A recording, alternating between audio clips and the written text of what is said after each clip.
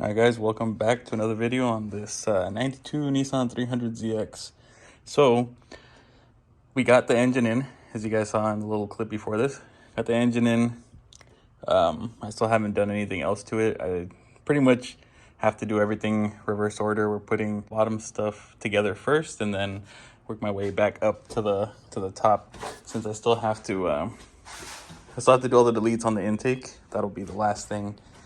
But it's in there, pretty much all put back together. Only thing I didn't put on was the power steering pump and the AC compressor.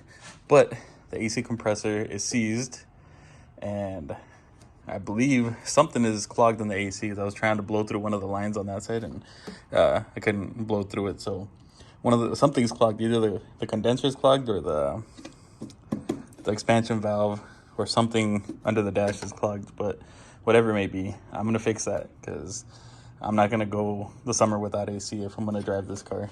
Any time in the summertime, if I'm driving any car, I'm not driving it without AC. But yeah, AC compressor, power steering pumps going on. I still need to take the injectors out of the other motor and put them into this one. I'm gonna put those in as long as they don't look bad. I'm gonna test them as well, make sure that they still work. But I want to put those in so that I can get the car running. Once everything's running and I know that it's that everything's okay with the motor, at least, then I'm gonna get what I want to get is 850cc injectors. And yeah, I think that's the only other thing that I really need to get. Oh, my bad, the radiator too. I'm sure the other radiator works. It's probably good, but being that I saw that it looked like the other motor blew a head gasket, I'd rather just get another radiator. Next thing I'm gonna do is just start going through everything that I can put together right now. I'll probably just get back to you guys once I have most of it put back together. And maybe the next thing I'll show you guys is what deletes, or how to delete all the stuff from the intake, which isn't really that big of a deal, but I'll show you guys how I do all that. Got the intake pipes, the charge pipes, whatever, these pipes. I got these pipes put on.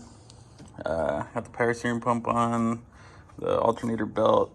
Had a issue with my power steering pump. The tensioner, the bolt that puts tension on it, snapped off, so I'm not even worrying about that right now. I'm thinking right now that I'm gonna work on the intake so that I can put the intake on and get like the rest of the wiring harness on.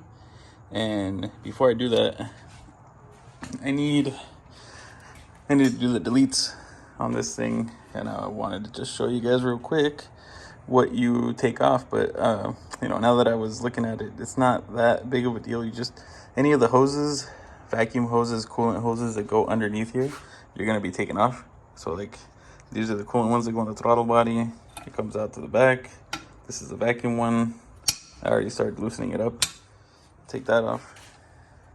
And then same thing on the other side. Coolant hose, vacuum hoses, all this crap comes off, unless you're planning on using some of those vacuum hoses. But I'm not using any of those vacuum hoses, and I'm also not running a heater, so I don't need any of the coolant hoses or any of the what do you call it, that thingy. Jesus, brain fart. I'm not using any of the turbo coolant lines, so I don't need any of that. So I'm not using heater, I'm not using coolant for the turbos, so all of that's getting canceled. If you were using maybe your heater and the coolant lines for the turbos, maybe you would have to route them into the coolant lines, but I'm not doing any of that, because we live in Arizona. Well, at least for me, for the heater, we live in Arizona, and we only have like 1 month where it's somewhat cold. Not cold enough to say that I need to have the heater, that it's a necessity. I could deal without it. So getting rid of all that, and yeah, we'll keep on going. We're almost there.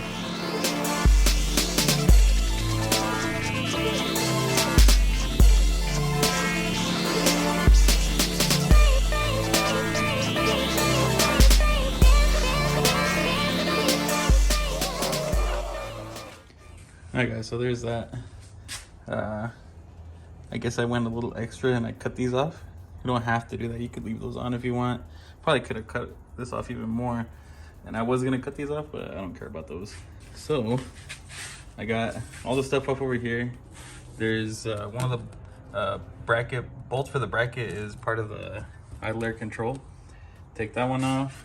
This is another piece to the idle air control. One of those hoses goes through here, so you have to unbolt it, get that one out, get whatever metal pipes that are vacuum lines that are through here and cooling lines. The other ones that are on this side, same thing. I cut these off because those are just coolant lines. And then back to our little part section, what's left of our parts. We have our EGR block offs, and it comes with another one that's a plug that goes on the exhaust manifold, and I already put that one on. So we got this one, or these two, and the one that goes on the exhaust manifold on the driver's side. So I just need to put these two on, and then the intake should be ready to go. Okay, so now the last piece, I think this is the last part that I have from all the parts that I ordered. The intake plenum gasket, and we got the intake, and I want to try and put the intake on right now just so I can see how it's looking. I think that I don't have to, I think I can put the intake on and not have to worry about the fuel lines. I think they go over the intake on that whole rail piece. I don't even know what you call that thing. It's with the regulator and the dampener. But that can go on afterwards, and then the harness goes over all that. So I'm gonna try and put the intake on real quick and see what it looks like. I could already see it. It looks way cleaner than it did before, but you guys can see once I get it on.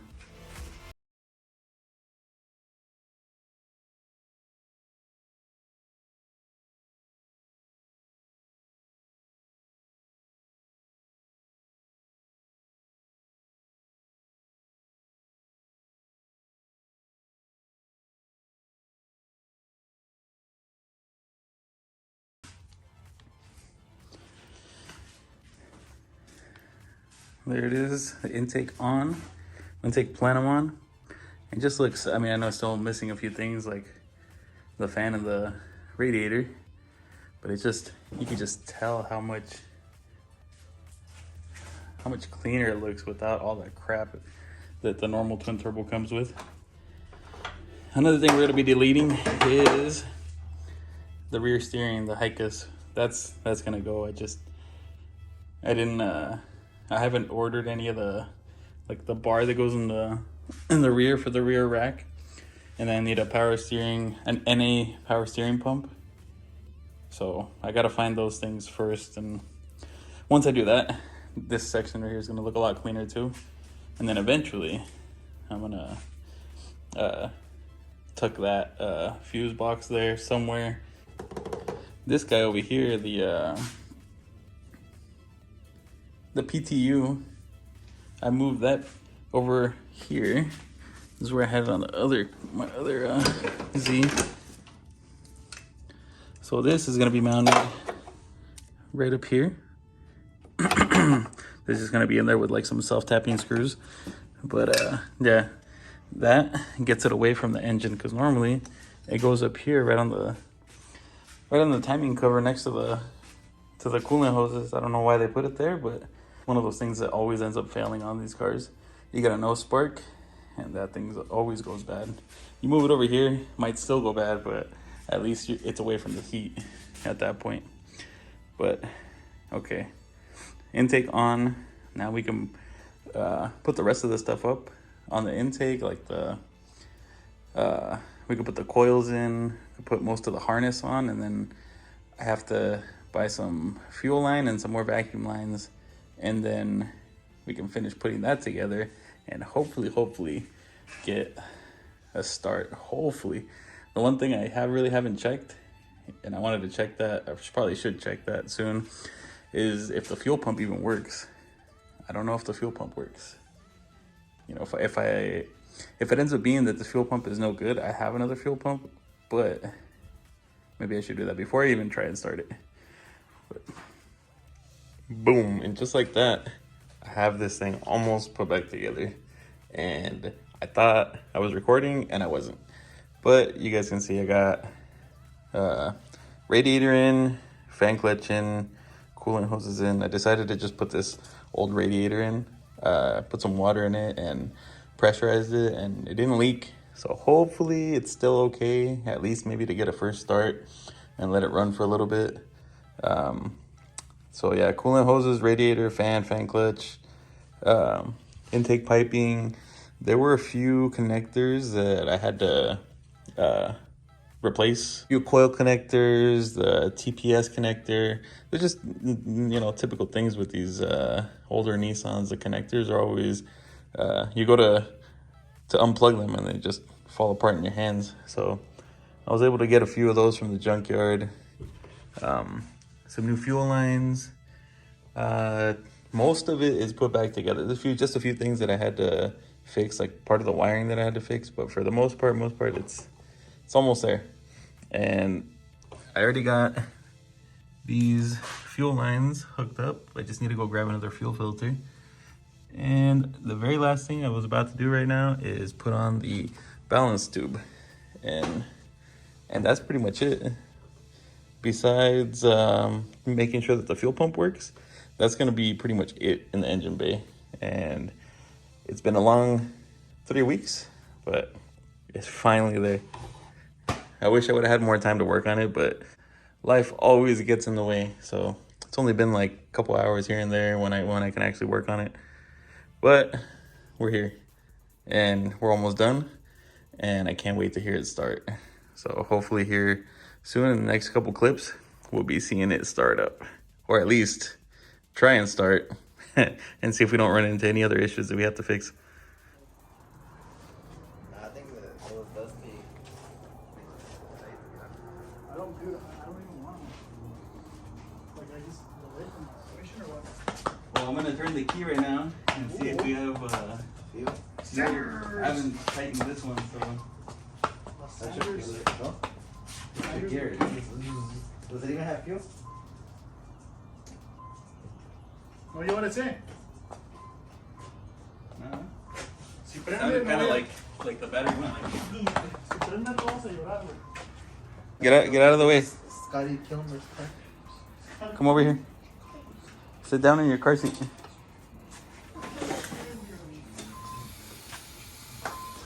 Watch out. Sit down in your car seat. Try it. Clutch in. A la verga. Se va a prender. Next time it's going to turn on. Ready? Hold on. Because that shit caught on fire on my finger.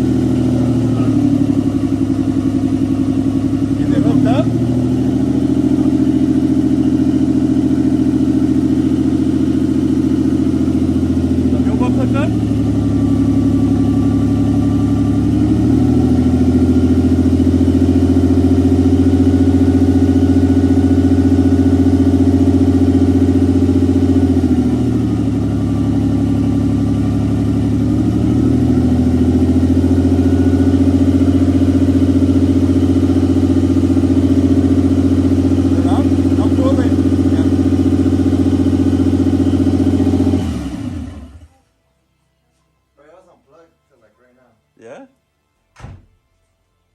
Yo no le eché nada. That How was it running? That shit was running on air. It was running on fucking hopes and dreams. It has a little mist though, so you might have something going on. You Yeah. felt it? Yeah. Yeah, I smell it. It's just loud as fuck though. Yeah. Dad, I smell it. Just you smell it. No, I smell it. Pressure. I smell it. I thought I heard something like a I little. looked it up towards the end, and it Yeah. looked like it died Yeah, out. bro, that shit's on. Yeah? Yeah, look. Okay, so now it's not. Well, once it reaches a certain pressure, It definitely turned on. yeah? A ver, Carlos, try to turn it on again.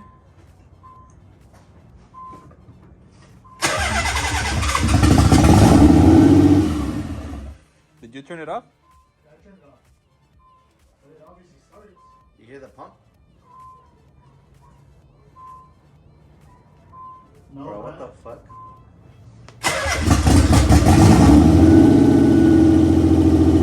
Better now? A lot better. It's running.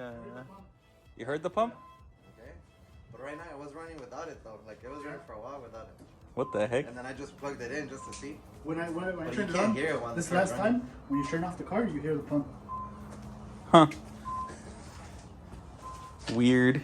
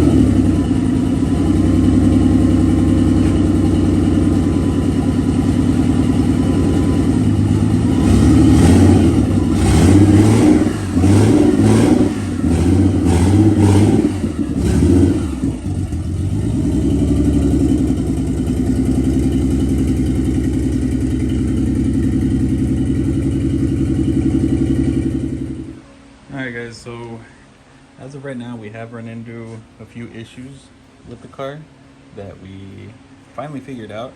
I didn't want to record any of that stuff because it's pretty boring, but so the first issue we had, we turned it on and it was running super rich and it had a miss.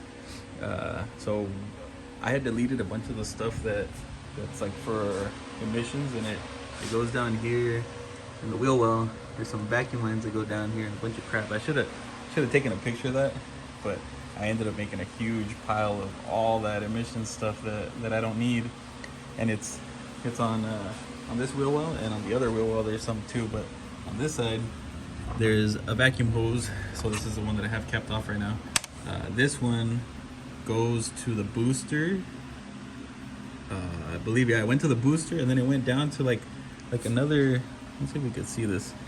See, there's a vacuum line here for the clutch master cylinder too, and there's a vacuum line that goes into that, and I have it blocked off right now, so we'll see what happens if it really affects anything or not.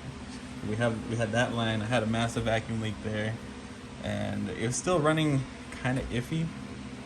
Like it ran better for sure, but it still ran kind of weird. It would idle up and down, and so we thought maybe something else could be wrong. We checked the harness. This connector here for one of the coils, when I was first checking it, no, actually when I first took the motor out, I saw that they were just crimped together, and I was like, well, I'll fix them before I turn on the car. I ended up fixing them, like I just soldered them, but I never paid attention to the wires. I just soldered them how they were, and I mean, you would, at first glance, you would think, well, they're the same. There's one is red with a blue stripe, and then the other two are black, but there is a difference. There's one is like a thicker wire, a little bit thicker than the other one, and I believe one is they're both grounds, but one ground goes to like the body, and then the other one goes to the ECU. So it was misfiring at this on this cylinder. Fixed. Well, I just switched the wires around. I still have to fix this connector. I'm gonna replace that connector and resolder those wires, but now that's good. Now it's idling okay. The other thing, well, before any of this, we tried a different ECU, just a NA ECU, and it ran way better. But obviously, I mean, it ran better because who knows what's going on with that ECU, the ECU that's in there. That's Jim Wolf Technology tuned ECU, like a chip tune. And I mean, who knows?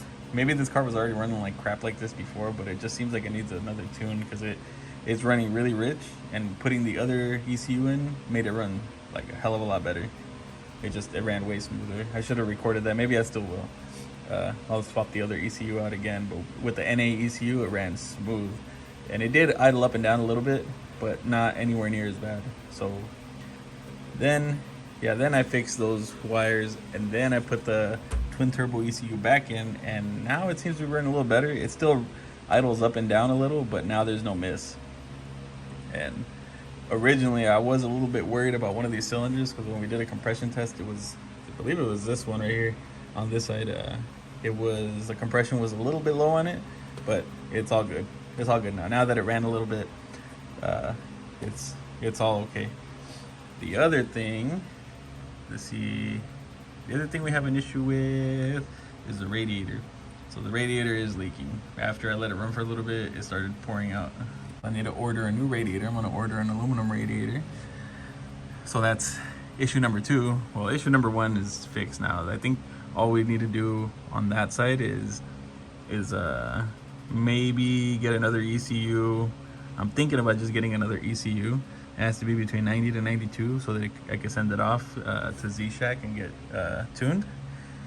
It's just going to be the same thing, a chip tune, but Tony has the same thing on his, and that one seems to be working perfectly fine. And then next, we're going to have to remove the intake and one of the valve covers to take off the VTC solenoid. I'm guessing that when we put the engine in, we must have damaged it because it's leaking oil. And I didn't realize it at first because it wasn't leaking that bad. But after I let it run outside in the driveway for a little while, I guess it poured out some oil. At first I couldn't pinpoint it. I thought it was a turbo feed line, and I kept checking. I saw that it was up from a little higher, but yeah, the VTC solenoid is leaking, and it looks like it's bent a little bit. So it must have been when we were installing the motor that it hit and damaged it. So I gotta take the intake back off, take the valve cover off, and then swap that solenoid out, and then we should be good, at least in the engine area. It seems to be okay now. Inside the car we have another issue where the brake lights come on as soon as you put the battery on. I thought there's a little grommet that goes where the brake sensors are at. I thought it was just those little grommets that keep the sensor from popping out. So like whenever you press the pedal, it comes out, but when you let the pedal out, it pushes back up on the sensor. I thought it was just that, but it's actually the sensor itself like came apart. So I need that. Besides that, I think I'm pretty lucky. The fuel pump still works. I have another fuel pump, but I don't think I'm gonna use that one. That one's a Walbro 255, and I think if I swap out the fuel pumps, I'm gonna get something bigger, like maybe I think it's a 455 or 4 something. But I'm gonna end up getting something bigger since we're gonna be eventually turning up the boost. We don't want to have that little ass pump in there. If you're gonna do the work to swap out the pump, might as well get something bigger than that. Everything else seems fine though, at least as of now. I'm sure there's still gonna be more things that we're gonna have to take care of, just because it's such an old car, and then we don't know what happened to this thing before I got it, or let's say before I got parked. Maybe the AC was already messed up before I got parked, or the suspension. So there was something wrong with the suspension when they parked it, or whatnot. We don't know. Once we get it running and we start trying to drive it, then we're gonna figure out all the issues. And then as soon as we figure them out, we're gonna take care of all of them. At least I hope we're gonna be able to take care of everything as soon as we find them. But yeah, as of right now, we got harness figured out. ECU needs to be sent out to get tuned. We need a new radiator and replace the VTC solenoid. So now I'm gonna start it up real quick with everything that we've done. I'm gonna start it up. This is with a twin turbo ECU, and I just put some gas in. I put some 91 in. So once, no, yeah, once I get the ECU tuned, or whatever ECU I end up sending to get tuned, hopefully that'll make it run better. But I'll show you guys real quick what it sounds like right now.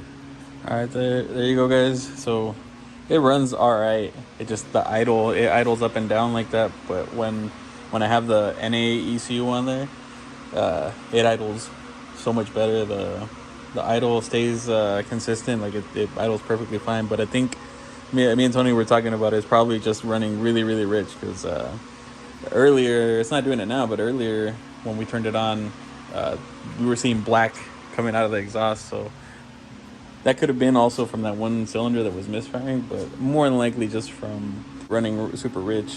Like it said that on the ECU it says it's tuned for those 550cc injectors, but I don't know, it just doesn't seem right.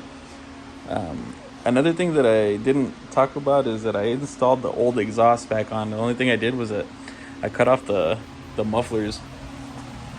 Oh, you guys can see that. I don't have exhaust on there. It's just the stock stuff. And at least to quiet it down, because I also don't want to be too loud, and then my neighbors end up hating me. I don't want any of that. But yeah, I'm gonna probably get to the VTC solenoid and the radiator on the next video. But that's the last little thing that we need to do. We need to, once I get the radiator and the VTC solenoid, well, actually, I already have the other one, but once I replace that one or replace the radiator, I'll come back and show you guys all that. But as of now, we're almost there. We're almost there. So that's going to be it for this video, guys. I hope you guys are enjoying this on the Z32, and we'll see you on the next one. Peace.